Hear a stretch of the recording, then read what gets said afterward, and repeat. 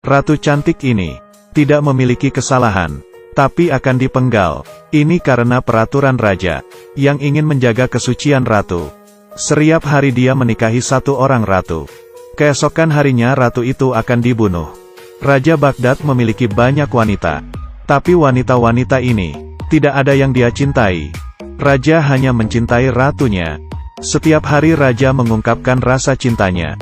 Pemerintahan yang hancur ini membuat Perdana Menterinya menjadi cemas. Demi masa depan negaranya, dia mengorbankan dirinya sendiri dengan berselingkuh dengan ratu. Mengetahui itu, raja sangat marah. Perdana Menteri memberi penjelasan, "Saya mengorbankan diri, membuktikan kepada raja, tidak ada cinta yang abadi. Dan lebih baik raja konsen kepada urusan negara."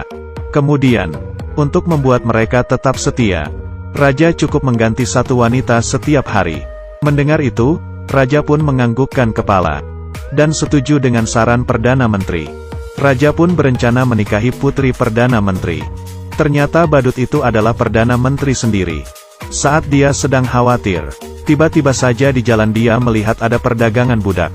Dia pun melihat budak itu dengan teliti.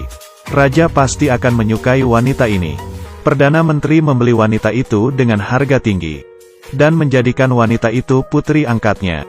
Menggantikan putri kandungnya menjadi seorang ratu. Zada melompat sepanjang malam, tapi tidak ada yang terjadi antara dia dan raja. Dia bukanlah wanita sembarangan. Keesokan harinya sesuai rencana, pengawal ingin memenggal kepala Zada. Zada baru menyadari, dia dijebak oleh Perdana Menteri. Dia mengancam Perdana Menteri, "Cepat lepaskan saya, kalau tidak, masalah identitas saya akan saya bocorkan." Akhirnya Perdana Menteri mengembalikan Zada pada pedagang itu. Zada mengambil satu buah cincin. Aladin yang sedang duduk di jalan berniat membelinya. Demi menghindari kejaran pengawal, Zada mengikuti Aladin pulang ke rumah. Siapa sangka Aladin yang duduk di atas tumpukan sampah tidak pernah makan. Dengan pikiran dia akan kenyang, Zada mencari makanan di tempat sampah.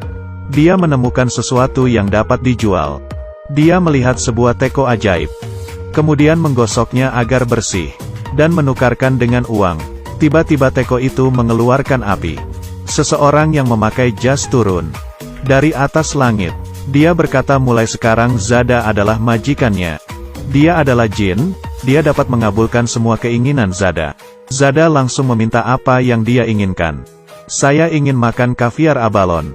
Jin pun berkata kepadanya, "Kekuatanku ada batasnya, hanya dapat mengabulkan apa yang ada di dalam teko." Zada pun akhirnya hanya meminta secangkir teh. Lalu Jin memberikan dia seteko teh, dan juga sepotong kue coklat. Zada dan Aladin menikmati makan malam mereka. Keesokan harinya saat Zada bangun, dia ditangkap oleh pengawal. Zada meminta Aladin menggosok teko ajaib itu.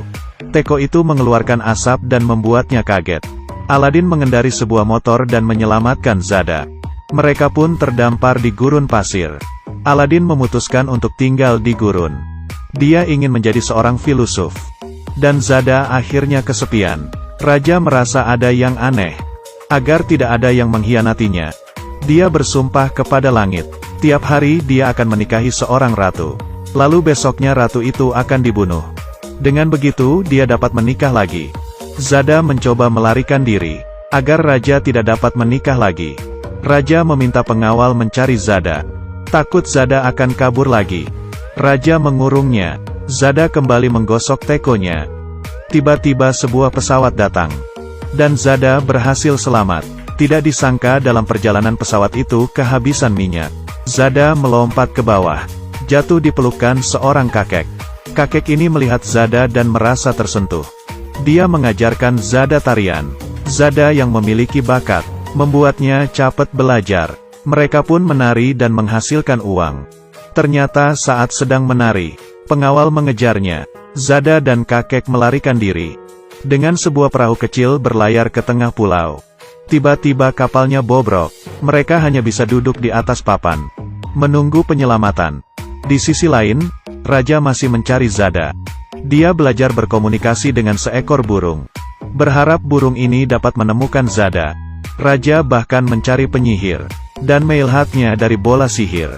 Di mana Zada berada? Zada mengajak kakek masuk ke dalam teko ajaib, lalu pergi ke abad ke-20 di mana Jin berada, dan melihat acara TV.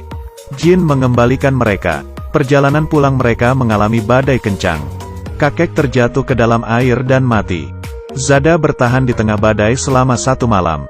Keesokan harinya dia bertemu dengan kapal yang lewat. Dan dengan pengalamannya, dia mencari pemandu kapal. Berpakaian seperti seorang kapten kapal. Tubuhnya berubah seperti pria kuat. Awak kapal menuruti perintahnya. Setelah kapal sampai di tepian, Zada yang kelaparan, mencuri buah di sebuah istana. Tidak disangka pemilik istana itu adalah raja. Raja telah menunggunya selama setahun. Menunggunya kembali. Dia ingin Zada menyukainya.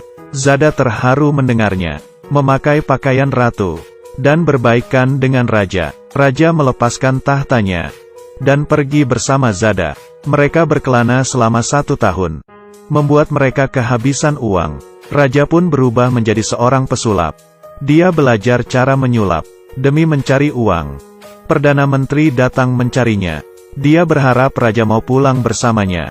Sekarang raja hanya ingin hidup bersama Zada, dan tidak ingin pulang menjadi raja. Perdana Menteri mencuri teko ajaib. Dia memberitahukan ke semua orang Zada seorang penyihir, dan Zada telah menipu raja. Semua orang pun mempercayainya.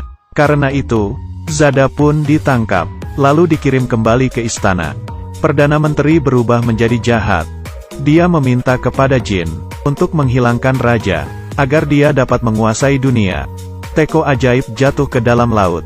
Perdana Menteri kembali ke istana. Dia mengumumkan bahwa raja sudah mati.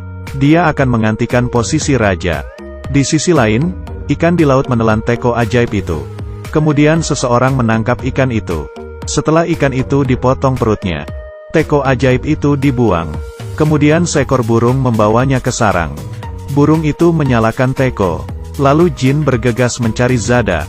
Melihat Zada dalam bahaya, Jin memindahkan tentara penyelamat. Keesokan harinya saat Zada akan dipenggal, Zada dengan tenang bersandar di atas papan kayu. Eksekutor merapikan rambut panjangnya. Seorang anak kecil bertanya, apa kesalahan yang dia lakukan? Tapi tidak ada yang tahu. Zada mengangkat kepalanya, kemudian menceritakan pengalamannya. Ternyata kisahnya terlalu menarik. Pengawal meletakkan pekerjaan mereka, duduk dan mendengarkan ceritanya. Saat kisah itu akan berakhir, Perdana Menteri datang, meminta pengawal cepat memenggalnya. Semua orang protes. Kita ingin mendengarkan kisah. Zada menyerah. Dia meminta eksekutor segera memenggalnya. Tapi eksekutor tidak dapat melakukannya. Semua orang menangis. Akhirnya Perdana Menteri sendiri yang mengeksekusinya. Saat bersamaan Raja dan Jin duduk di atas karpet ajaibnya, dia muncul di hadapan semua orang, mengungkapkan kejahatan Perdana Menteri, dan menyelamatkan Zada. Akhirnya Jin berubah menjadi Perdana Menteri. Semenjak itu Raja dan Zada